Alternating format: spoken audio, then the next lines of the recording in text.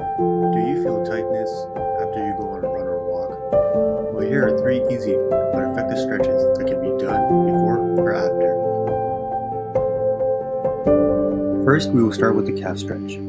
To perform it, sit on the floor with your legs extended in front of you and loop a band around the ball of one foot and hold the ends of the band in each hand. Gently pull the band towards you, flexing your foot to feel the stretch in your calf. If you want, you could also use a towel, using the same method in performance.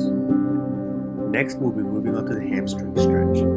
Sit on the edge of a chair or table with one leg extended straight out in front of you and the other flat on the floor. Lean forward from your hips while keeping your back straight until you feel the stretch along the back of your extended leg and the back of the hamstring.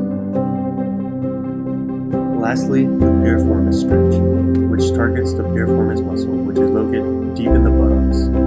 To perform it, sit on the floor with one leg bent and the other leg crossed over you so your ankle rests on the opposite knee.